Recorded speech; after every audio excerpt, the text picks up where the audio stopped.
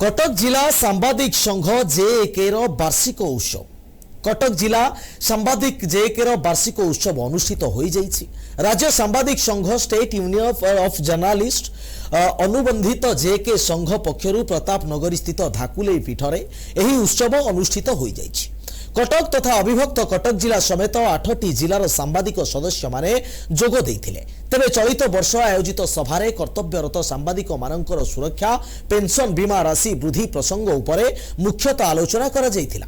कटक जिला संघर सभापति रमेश प्रधान और संपादक शिशिर कुमार दास को अध्यक्षतार आयोजित सभा पर एसयूजेर राज्य सभापति कैलाश नायक, कार्यकारी सभापति कीर्तिरंजन साहू, आध्यात्मिकवादी सन्यासी जी महाराज प्रमुख बहु मान्यगण्य व्यक्ति जोग देइथिले।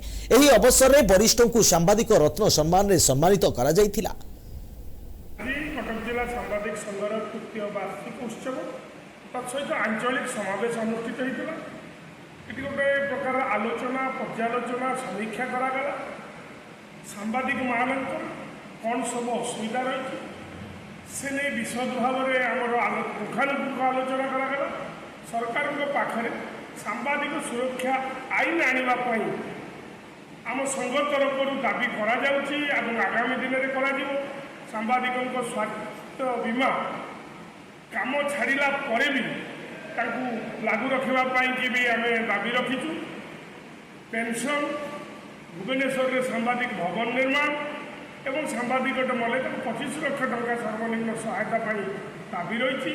कौन सब असुविधा रही केमी रही सब आलोचना पर्यालोचना करागला। केते जिलार सांबादिक माने प्राय 150 ऊर्ध्व सांबादिक एकत्रित होते आंचलिक समावेश माध्यम केते जिलार आसथिले।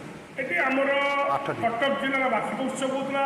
अविभक्त कटक जिलूर आसते खोर्धा, पुरी, नयागढ़ और ढेंकानाल जिलूर सांबादिक भाई मैंने जोग देते।